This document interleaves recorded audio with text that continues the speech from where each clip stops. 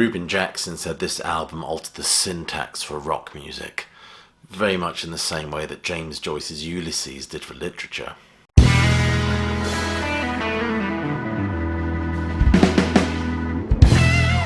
Jimi Hendrix mesmerised a whole generation with his own brand of psychedelic impressionistic blues.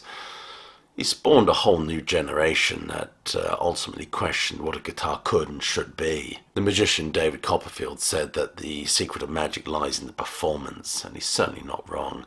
When we think of Hendrix and those on-stage pyrotechnics and flamboyant forays into performance theatre, these were magical if nothing else.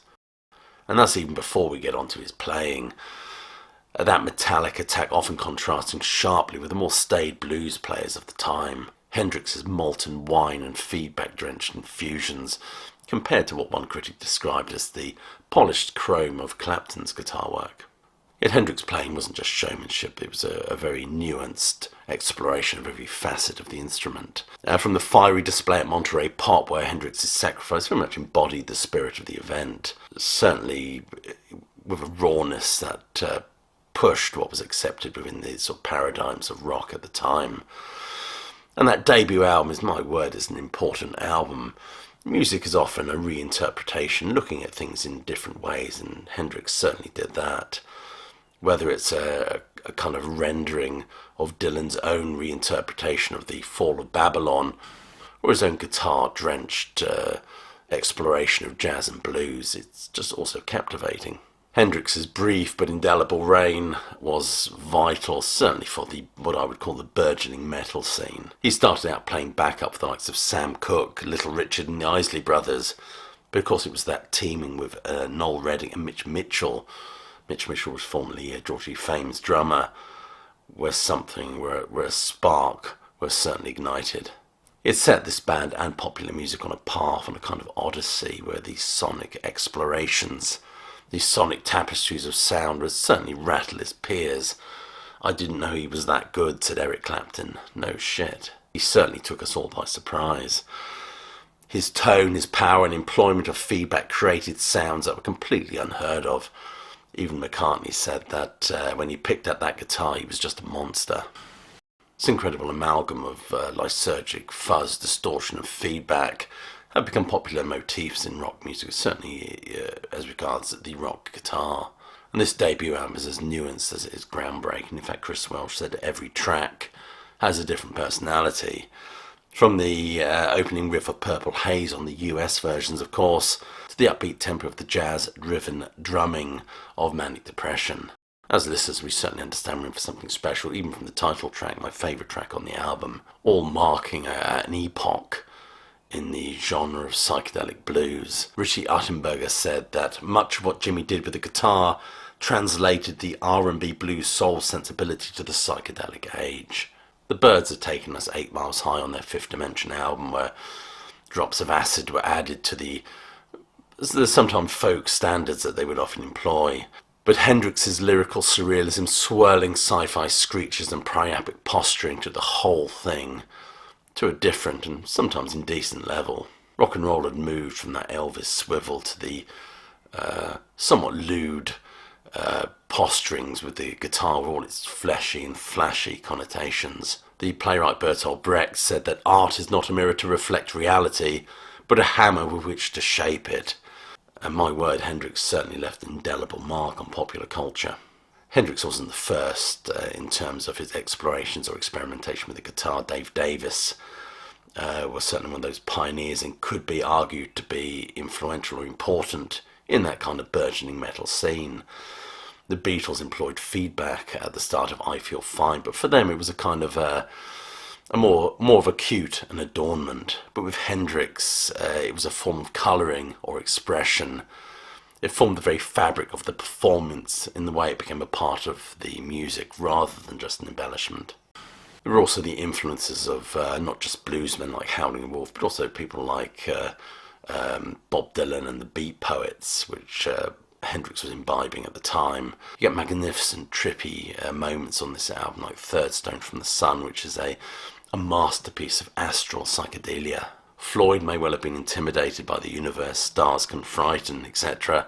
whereas Hendrix's composition is written from rather than opposed to and kind of alien perspective. Interestingly, one critic wrote that it borrowed some elements from traditional jazz playing, but would in itself predate rather than post-date all those cosmic psycho-jazz offerings from Pharoah Sanders and the like. Hendrix invented sounds that added to the garish palette of rock and roll. Chas Chandler had signed them to Track Records, it was the label owned by The Who's manager Kit Lambert, and they recorded 3 songs, Purple Haze, Hey Joe and The Wind Cries Mary. The original album was released in the UK in May 1967 without those singles, which was often common for the time to omit the singles from the album. Interestingly, Hendrix very much disliked the UK sleeve. I think he preferred the US album sleeve, as do I, to be honest with you. The US sleeve was photographed by Carl Ferris, as Hendrix particularly liked the work that he did on the Hollies album Evolution. The photograph was taken at Kew Gardens, London.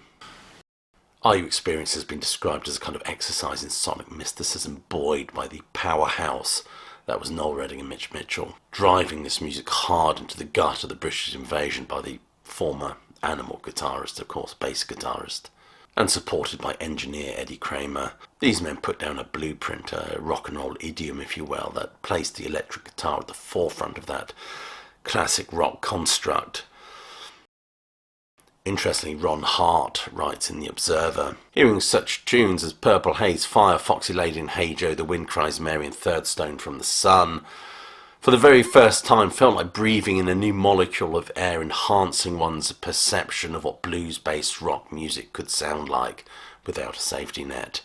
5 decades later, there are still Easter eggs to be found between its blast of soulful reverb.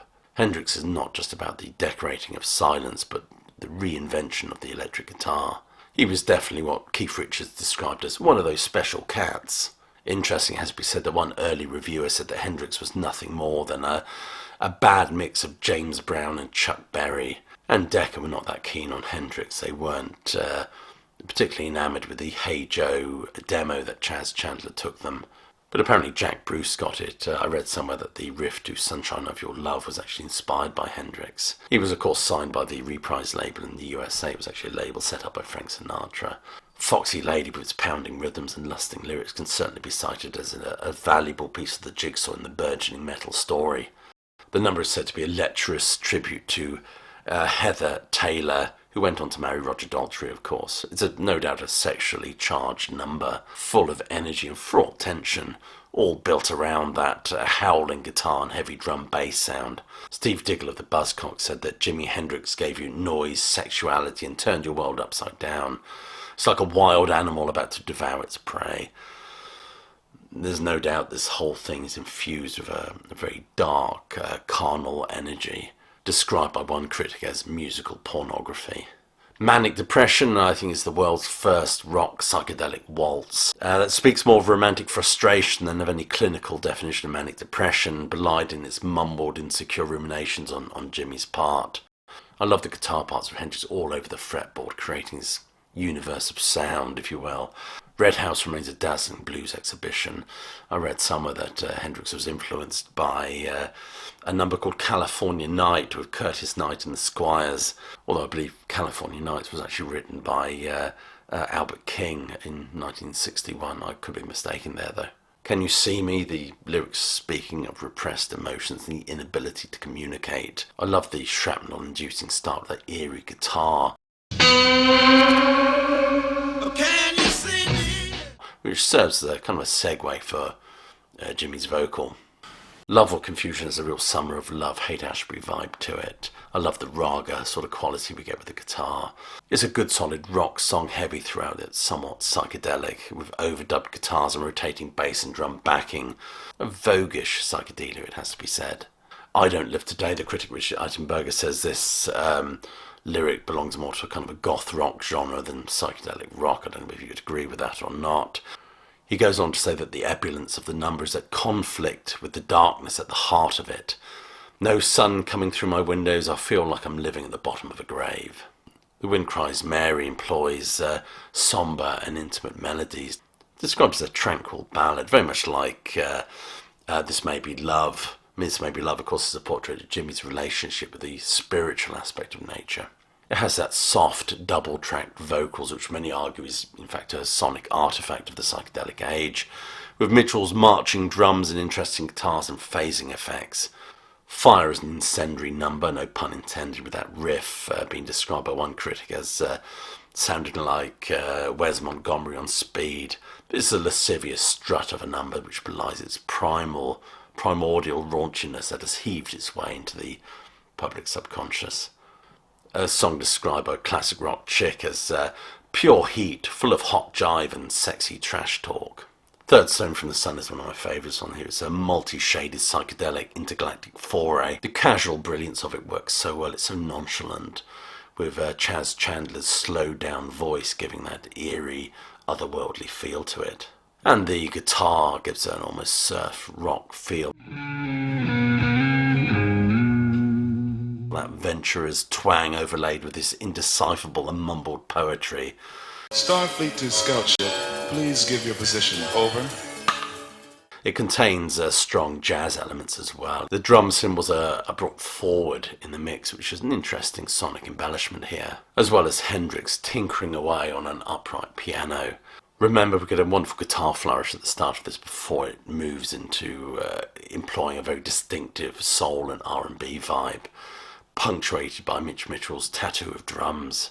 Are you experienced with that flutter of guitars? It's been said by many to be influenced by the Beatles' Tomorrow Never Knows, with a lysergic, swirling tapestry of sound, and that's before it fades into a kind of a psychedelic oblivion of its own conclusion.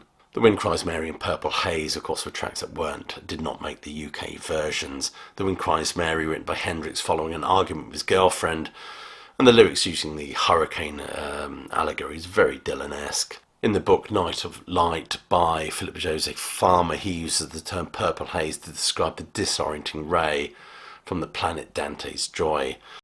Hendrix said that this song was actually influenced by a dream he had about walking under the sea, although he later admitted that the inspiration came from that book. As regards this song, I found this fascinating quote that I just have to share with you. It opens with guitar-bass harmony in the interval of a tritone that was known as diabolus in musica during the time of the Spanish Inquisition. The Catholic Church prohibited medieval composers of religious music from using the tritone because, as musicologist Dave Whitehill wrote, to play it was like ringing Satan's doorbell.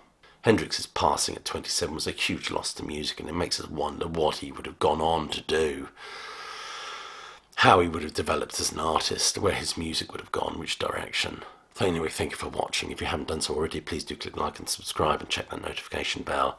I'll leave you with my closing salvo, which is, hope you're well, staying safe, but more importantly that you keep listening.